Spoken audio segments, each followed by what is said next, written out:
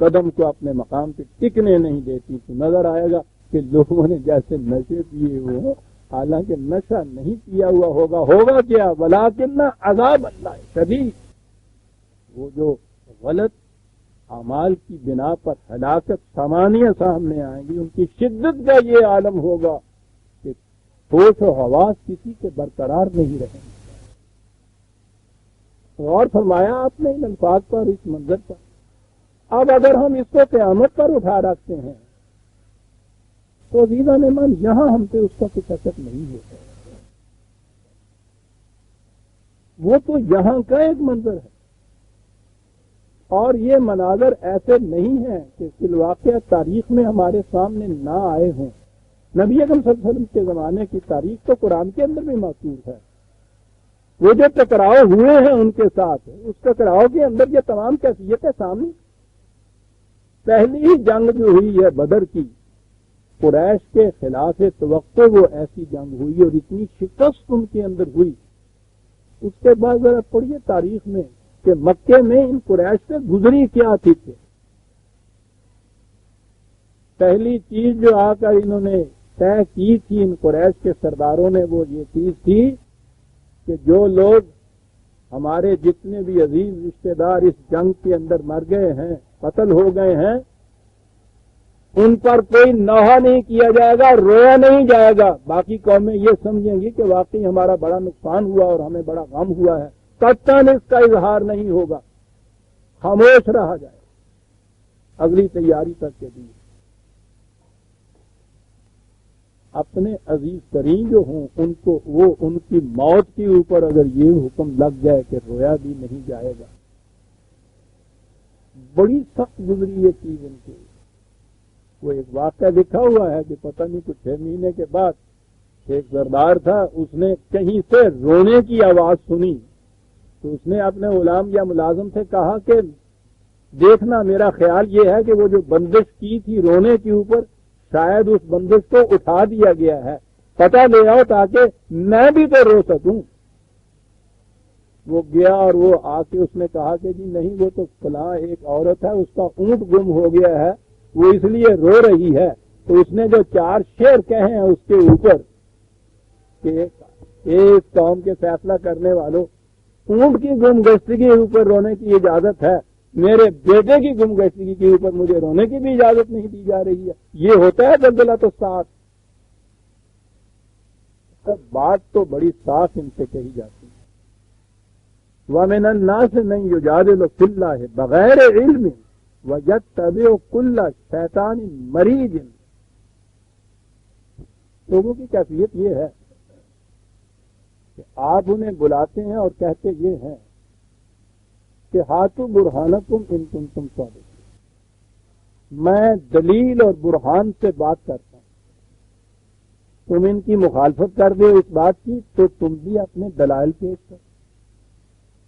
آپ دیکھ رہے ہیں کہ کس قدر یہ افہام و تقریب کا کتنا معقول طریقہ ہے، کتنا ریزنیبل ریشنل طریقہ ہے کہ میں بھی دلیل پیش کرتا ہوں، تم بھی دلیل پیش کرو. دھاندلی کا تو کام نہیں ہے یہاں. لیکن ان کی کیفیت یہ ہے کہ نہ ان کے پاس علم، نہ ان کے پاس دلیل، یوجاد جھگڑا کرتے ہیں مقابلے بغیر علم. اب آپ سوچ لیجئے کہ وہ شخص کہ جس کے پاس علم و دلیل و برہان کچھ نہ ہو اور وہ جھگڑا کیے جائے تو وہ جھگڑا کس قسم کا ہوگا؟ الد الخصام قرآن کہتا ہے. وہ کہتا ہے یہ جھگڑا کیوں کرتے ہیں؟ کیا واقعی ان کا علم، ان کی دلیل انہیں اس نتیجے پہ پہنچاتی ہے کہ یہ غلط بات کرتا ہے، تم صحیح بات کرتے ہو؟ کہتا بات نہیں، خالص جذبات پرستی، اپنی مفاد پرستیاں ہیں، ان کو نہیں چھوڑنا چاہتے، اس کی وجہ سے جھگڑا کرتے ہیں. جھگڑے کی بنیاد نہ علم ہے، نہ دلیل ہے، نہ برہان. دھاندلی، مجادلہ تو کہیں اس کا ترجمہ ہی دھاندلی کہا جائے گا. بغیر علم جو ہوا. کیوں ایسا کرتے ہیں؟ اتباع کرتے ہیں اپنے سرکش جذبات کا، مفاد پرستیوں کا. مفاد پرستیاں بظاہر نظر یہ آتا ہے کہ اس سے بڑا فائدہ حاصل ہوتا ہے، تو اس پہ ان کی نگاہ نہیں گئی. عزیزان من ایک لفظ لکھ دیا قرآن نے، پہلے تو یہ کلّا شیطان کہا، ہر مفاد پرستانہ جذبہ، اپنی ہی بے باکانہ خواہش، کلّا آ گیا ہر قسم کی. کیوں اتباع کرتا ہے انسان ان خواہشات کی، ان مفاد پرستیوں کی؟ اس سے فائدہ نظر آتا ہے، ذہنی لذت ہو، قلبی تسکین ہو، مادی مفاد ہو. بہرحال یہی مقصود ہوتا ہے ایک لفظ کا، کہ ان کو یہ پتہ نہیں کہ ان کا آخر الامر کیا نتیجہ ہوگا. مریض محرومیاں ہوں گی زندگی کی خوشگواریاں. ایک لفظ میں بات ساری کیا ہے، یہ مریدن ہے نیم کے زبر سے، یہ مرید ہوتے ہیں، یہ جو ہوتے ہیں لفظ تو اس کے لیے وہ مرید ہی ہوتا ہے یہ، لیکن آپ عام طور پہ آپ نے سنا ہوگا، اور ہمارے ہاں یہ پنجابی مرید مرید ہی کہنے تھے، گل سچی کہنے ہے جی ہاں، وہ ہوتے یہی ہیں. حضرت صاحب کہتے ہی ہیں کہ یہ جو تمہیں دیا اللہ نے وہ ہمیں دے گا، تمہیں اللہ اور دے گا، تمہیں اور دے گا، ہمیں نہیں دے گا. تو سانو دے تو تینوں اللہ دے گا. معرومی دے آتے ہو گئے سارے مرید ہی ہوتے ہیں، مرید نہیں ہوتے.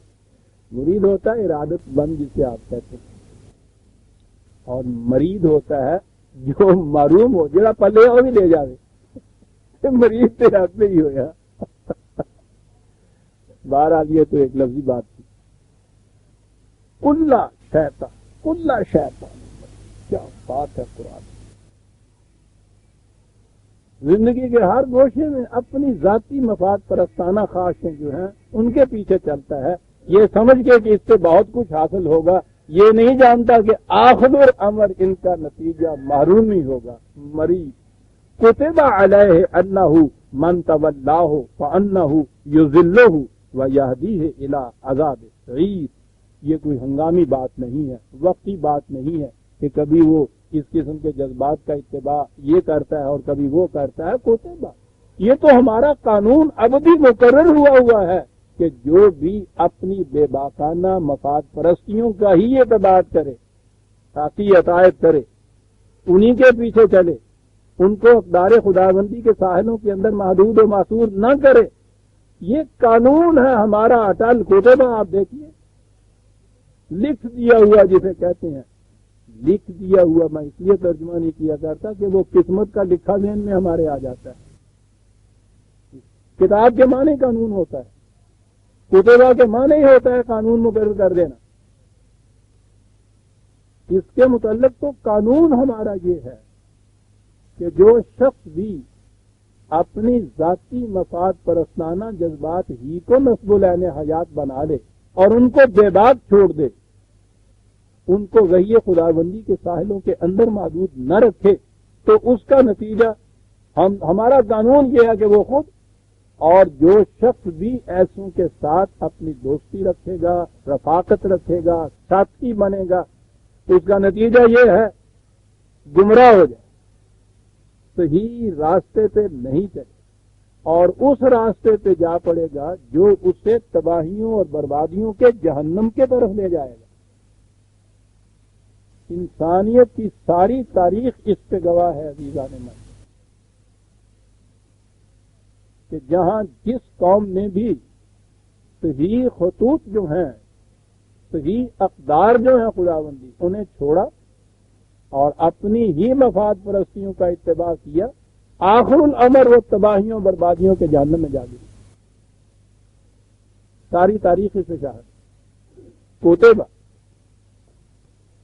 اب دو چیزیں ہیں، یہ ایک لفظ باعث آتا ہے قرآن کریم میں، بے عین سی.